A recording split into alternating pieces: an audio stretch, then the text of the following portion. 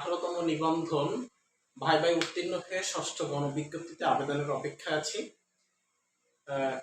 ইতিমধ্যে আমাদের ই সনদটি আমরা হাতে পেয়ে গেছি এবং ই সনদটি হাতে পাওয়ার পরে আমাদের কাছে বারবার যে জিনিসটা রিকোয়েস্ট আসতেছে যে ই সনদে অনেকেরই নাম ভুল, ঠিকানা ভুল, কিংবা মায়ের নাম ভুল, বাবার নাম ভুল ইত্যাদি এই জিনিসগুলো আমাদের কাছে বারবার রিকোয়েস্ট আসতেছে। এই ই সনদ কিভাবে আপনি সংশোধন করবেন সে বিষয়ে আজকে বিস্তারিত থাকবে। যারা নতুন আছেন চ্যানেলটি সাবস্ক্রাইব করে আমাদের সাথে থাকবেন। দেখেন আসলে ই সনদ সংশোধন করবো কিভাবে। ই সনদ সংশোধনের ক্ষেত্রে সব থেকে গুরুত্বপূর্ণ যে পার্টটা সেটা হচ্ছে ই সনদ এখানে সংশোধনের ক্ষেত্রে 3টা পার্ট। এনটিআরসি এর যে ওয়েবসাইট আছে ওয়েবসাইট থেকে ই সনদ সংশোধন করার জন্য একটি ফর্ম দেখবেন সেখানে দেওয়া হয়েছে। সেই ফর্মে 3টা পার্ট আছে। এই 3টা পার্ট অনুযায়ী আপনাকে ফর্মটি ফিল আপ করতে হবে এবং নিজ হাতে ফর্মটি ফিল আপ করতে হবে। এই ফর্মটি আপনাকে এনটিআরসি এর কার্যালয়ে জমা দিয়ে আপনার ই সনদটি সংশোধন করে নিয়ে আসতে হবে। তো আসেন আগে ফর্ম নিয়ে আলোচনা করি, এছাড়া আরো বিশেষ কিছু গুরুত্বপূর্ণ বিষয় রয়েছে সে বিষয় সম্পর্কে আলোচনা থাকবে। প্রথমত ফর্মের যে প্রথম পার্ট আছে সেখানে হচ্ছে নিজের পরিচয়, অর্থাৎ নিজের নাম। নিজের নামের ক্ষেত্রে এখানে অর্থাৎ এরকম একটা পার্ট আছে। দ্বিতীয় পার্ট হচ্ছে ভুল যে অংশটা আছে, ভুল অংশ। এরপরে আরেকটা অংশ হচ্ছে সঠিক। এরপরে আরেকটা পার্ট আছে সেটা হচ্ছে জেলা, অর্থাৎ এখানে ঠিকানা।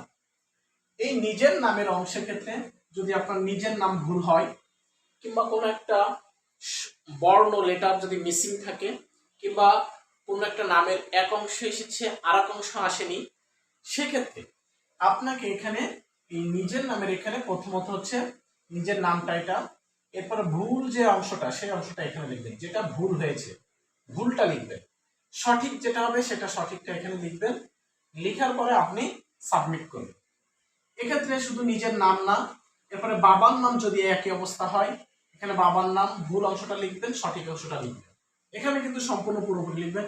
অথবা মায়ের নাম, এখানে মায়ের নামটা লিখবেন, ভুল অংশটা লিখবেন এখানে, এরপরে আছে কি সঠিক অংশটা এখানে লিখবেন। এটা হচ্ছে একান্ত ব্যক্তিগত বায়োডাটা পরিবর্তনের ক্ষেত্রে, অর্থাৎ আপনার নাম, আপনার বাবার নাম, আপনার মায়ের নাম দেখা যাচ্ছে আপনার এনআইডি কার্ডে ঠিক আছে, আপনার সকল সনদে ঠিক আছে, শিক্ষাগত যোগ্যতা সনদে, কিন্তু এই সনদটাই ভুল আছে। সেক্ষেত্রে আপনাকে কিন্তু এটা পরিবর্তন করতেই হবে, এটা পরিবর্তন করে নেবেন। অথবা তবে এক্ষেত্রে একটা জিনিস মনে রাখবেন, আপনার বাবা বা মায়ের আইডিতে বাবা অথবা মায়ের এনআইডি যে কার্ড রয়েছে এই এনআইডি কার্ডে যদি তাদের ভুল থাকে এটার জন্য আপনার কোনো সমস্যা হবে না। কিন্তু আপনার যদি এনআইডি কার্ড, এনআইডি সনদ অর্থাৎ শিক্ষাগত যোগ্যতার সনদ এটা আর ই সনদ, এখানে যদি কোথাও ভুল থাকে তাহলে সংশোধন করে দেবেন। এই সবগুলো একই করার চেষ্টা করবেন।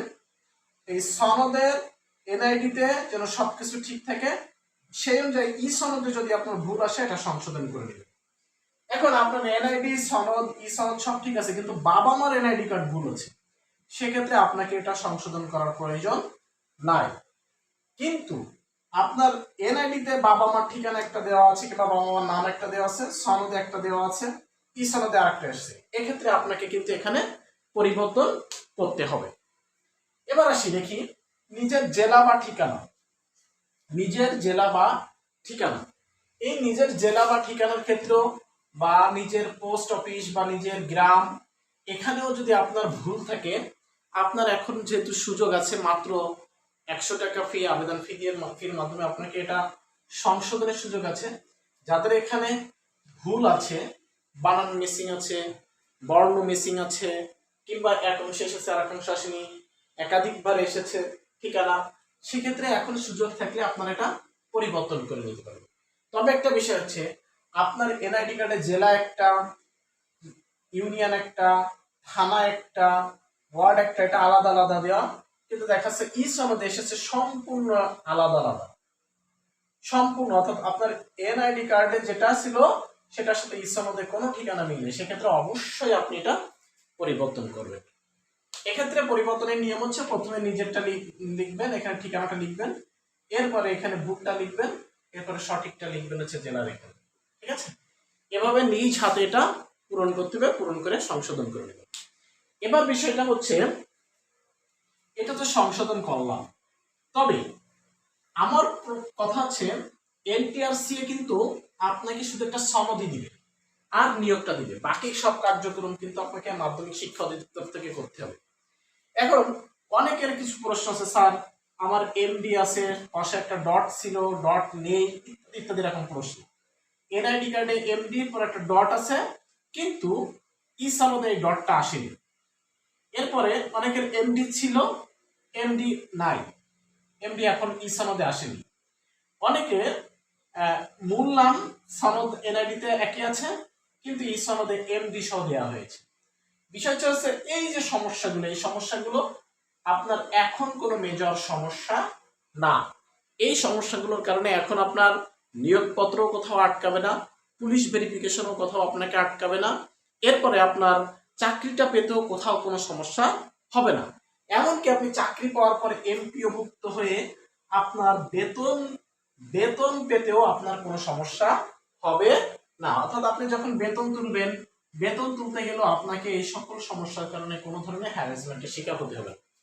তবে এর পরবর্তীতে যখন আপনি ইএফটি করতে যাবেন তখন কিন্তু আপনার সমস্যা সৃষ্টি হবে। ইএফটি তে কিন্তু তখন আপনার একটা ডট ভুল থাকলেও কিন্তু আপনার কি করতে হবে, আপনার ফাইল আটকে দেবে। এজন্য ইএফটি অর্থাৎ আপনাদের যদি মনে করেন আগস্টে আপনাদের নিয়ে গেলে সেপ্টেম্বর অক্টোবর নভেম্বরের দিকে হয়তো দেখা যাচ্ছে আপনারা বেতন তুলতে পারবেন, সেক্ষেত্রে বেতন তুলতে আপনার এই সমস্ত সমস্যার কারণে সমস্যা সৃষ্টি হবে না। তবে এই বেতন তোলার পরবর্তীতে আপনাকে ইএফটি ফাইল জমা দিতে হয়। সেই ইএফটি ফাইল জমা দেওয়ার ক্ষেত্রে আপনাকে তখন কি করতে হবে, এই যে টুকিটাকি যত যা ভুল আছে সব ভুল কিন্তু তখন এখানে নির্ভুল ভাবে দিতে হবে। ইএফটি ফাইলে একটা ডটও যদি আপনার ভুল থাকে তাহলে কিন্তু আপনার ওই ইএফটি ফাইলটা গ্রহণ করবে না। এক্ষেত্রে আবার অনেক ক্ষেত্রে অনেকে স্থায়ী ঠিকানার ক্ষেত্রে দেখা যাচ্ছে বিয়ে হয়ে গেছে, বিভিন্ন জায়গায় থাকেন, সেক্ষেত্রে গণবিজ্ঞপ্তিতে আপনার ঠিকানাটা বর্তমানে স্থায়ী ঠিকানার সাথে মিলে যাবে। তবে আপনাদের ক্ষেত্রে সব থেকে ভালো পরামর্শ যেটা, সেটি হচ্ছে আপনারা আবেদন করার ক্ষেত্রে সবসময় স্থায়ী এবং বর্তমান ঠিকানা একই দেওয়ার চেষ্টা করুন। যখন আপনি স্থায়ী বর্তমান ঠিকানা একই দিবেন, বানান ভুল হওয়ার সম্ভাবনা কম থাকবে, আপনার বিড়ম্বনা কম হবে। কিন্তু আপনি পার্মানেন্ট অ্যাড্রেস, স্বামীর ঠিকানা, স্থায়ী ঠিকানা একটা আলাদা আলাদা দিন, এটা না দেওয়াটাই সব থেকে ভালো হবে। এরপরে আপনাদের যেটা থাকবে সেটা হচ্ছে এই যে অনেক মেয়েরা বলে যে আমার বিয়ে হয়ে গেছে, বিয়ে হয়ে যাওয়ার কারণে বিয়ের আগে স্থায়ী ঠিকানা দিয়েছিল এখানে, আর মানে বর্তমান ঠিকানা দেওয়া হচ্ছে শ্বশুরবাড়ির এলাকা, কিংবা শ্বশুরবাড়ির এলাকায় ছিলাম এখন ডিভোর্স হয়ে গেছে আমার, এখন শ্বশুরবাড়ির এলাকায় থাকি না, এখন বাবার বাড়ি এলাকায় থাকি। এখন সেক্ষেত্রে আপনাদের বিষয় হচ্ছে স্থায়ী ঠিকানা অর্থাৎ এনআইডি কার্ডে আপনার যে ঠিকানাটা আছে ওই ঠিকানা যদি আপনি এখন থাকেন তাহলে অবশ্যই বর্তমান যে ঠিকানা আছে ওই ঠিকানা দিয়ে আপনি গণবিজ্ঞপ্তিতে আবেদন করবেন। পুলিশ ভেরিফিকেশনও আপনার স্থায়ী বর্তমান ঠিকানা, আপনি বর্তমান যেখানে আছেন ওই ঠিকানাটা দিয়ে আপনি আবেদন করবেন, তাহলে আপনার আর কোনো সমস্যা হবে না। তো এই ছিল আজকের বিষয়টা। আপনাদের যাদের সনদের সংশোধনের বিষয় মানে সমস্যা ছিল, আশা করি কনফিউশন দূর হয়ে যাবে। এরপরও যদি আমার কোনো কিছু টপিকস বাদ পড়ে যায়, আপনাদের কোনো কিছু জানার থেকে আমাদের কমেন্ট বক্সে জানাবেন, আমরা উত্তর দেওয়ার চেষ্টা করব। আর যারা নতুন আছেন আমাদের চ্যানেলটি সাবস্ক্রাইব করে বন্ধুদের কাছে শেয়ার করে দিবেন। সবাইকে অসংখ্য ধন্যবাদ। আসসালামু আলাইকুম।